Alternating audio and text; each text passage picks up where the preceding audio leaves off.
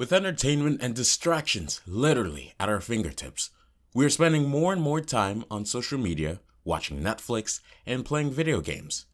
Whenever we feel bored for a minute, we grab our smartphone and distract ourselves. Or we simply start thinking about grabbing a nice, high-sugar snack to fill the gap of boredom. The question is, why do we do these kinds of things, even though we know it is not good for us? To answer this question, we need to look at the brain, neurotransmitter, dopamine. In this video, we are going to discuss why we are following some of these destructive patterns, and how we can get rid of those unproductive and harmful behaviors with a simple fix called dopamine detox. Now let's talk about what dopamine really is. Dopamine is often considered a pleasure molecule, but that is not quite what it does. Dopamine is a hormone and a neurotransmitter made in several areas of the brain. It is released when your brain is expecting a reward. Whenever you associate a certain activity with pleasure, mere anticipation is enough to raise dopamine levels. It could be thinking about eating your favorite food, sex, shopping, browsing the internet, binge watching, or just about anything else that you enjoy. For example, every time you scroll through Instagram, watch something on YouTube or Netflix, receive likes on your Twitter shares, or take a bite of a nice juicy hamburger, your brain produces a strong hit of the neurochemical dopamine. Now, obviously, your brain is addicted to dopamine, and it feels really good whenever dopamine is produced. Therefore, your brain will try to stimulate the repetition of the behavior that produced the dopamine in the first place. And that's where things go wrong. In other words, you scroll through Instagram once and your brain produces dopamine. Before you know it, your brain is signaling you to go back to Instagram because it knows it will get a new hit of dopamine again. All of a sudden, you find yourself fighting an uphill battle against your brain, and that's not an easy fight. Eventually, it becomes more of a need than a want.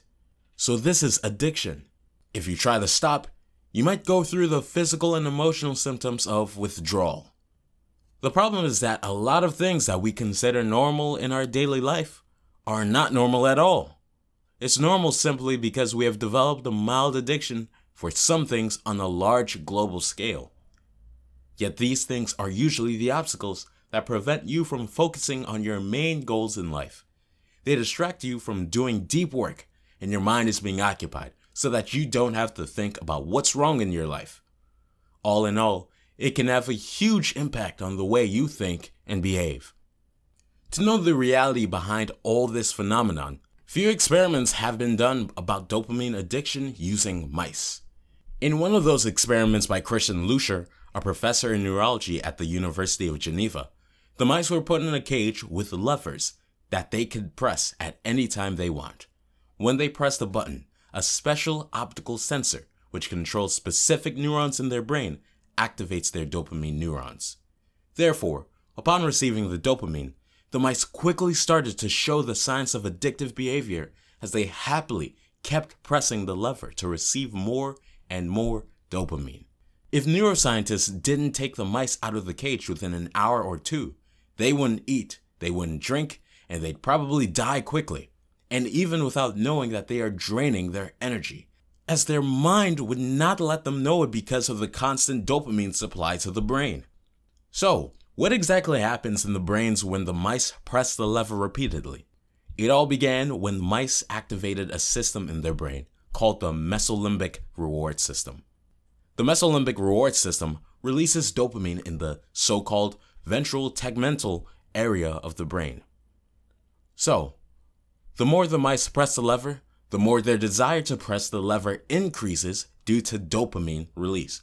The same thing happens when people are drug addicts and they know that the drugs are harmful to them.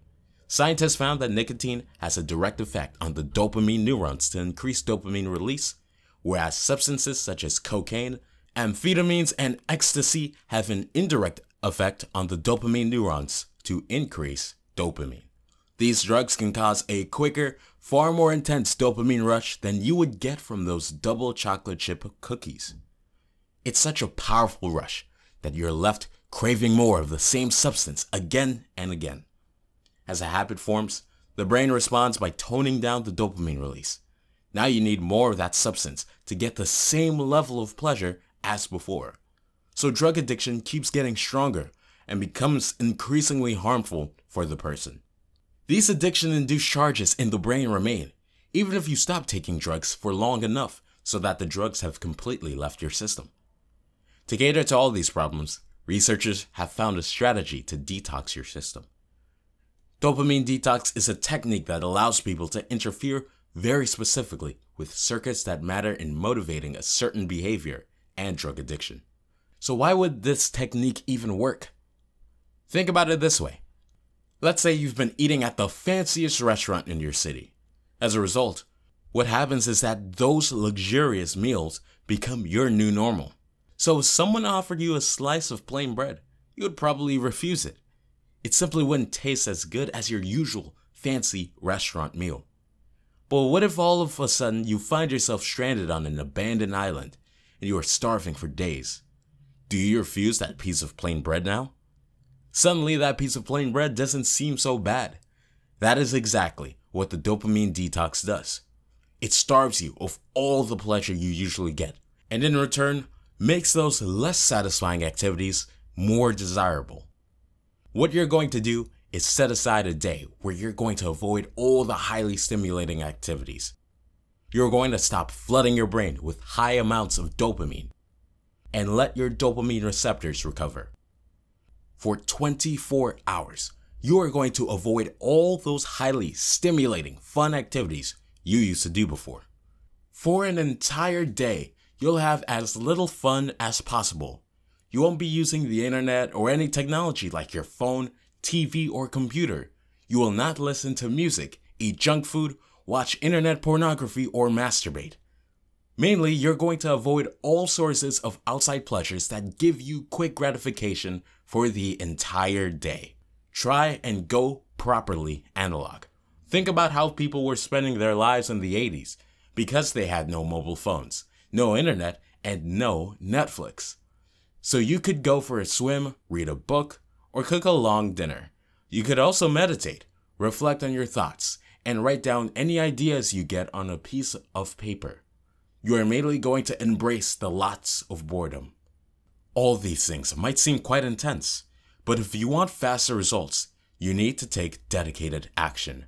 Do anything away from quick gratification, and it will give you the satisfaction of dopamine, but in a far healthier and more productive way than simply a like on Instagram.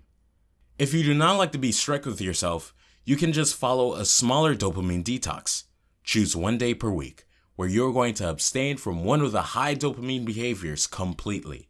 It may be playing video games, checking your phone constantly, binge watching Netflix, eating fast food, watching internet pornography, or masturbation.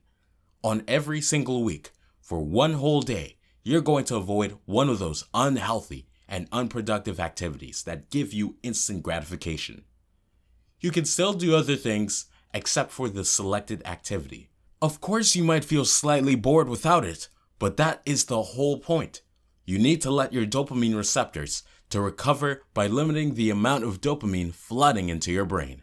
And that boredom is going to push you to do other productive activities that you would normally put off in exchange for high dopamine activities. Now that you're bored, it's easier for you to start them. Of course, experiencing high dopamine activities occasionally is okay, but you should avoid these behaviors at least as much as possible. Ideally, what you need to do is to connect more dopamine to the activities that will benefit you. And what we discovered is that your current high dopamine activities can be used as an incentive to more beneficial and productive activities such as exercising, pursuing your long-term goals, etc. In other words, you could use your high dopamine activities to provide motivation to complete difficult tasks. First, you need to track all the difficult, low dopamine work, such as cleaning your apartment, reading books, doing exercises, working on your side business, etc. Then after a certain amount of work is done, you should reward yourself with some sort of high dopamine activity at the end of the day. The key to success here is that do it after and at the end of the day. If you indulge yourself in high dopamine activity at first thing in the morning, then you will get naturally demotivated to perform any productive, low dopamine work. So always try to start your day with the difficult but highly productive work, and then later in the day, allow yourself to indulge in high dopamine activities. Also keep in mind that if you're addicted to something that's damaging to your health, such as drugs, then you don't want to use it as a reward. Find a different reward that is not as damaging and you still think is worth the effort. Dopamine Detox can help you come up with ways to deal with difficult things you'll encounter daily while still enjoying everyday life.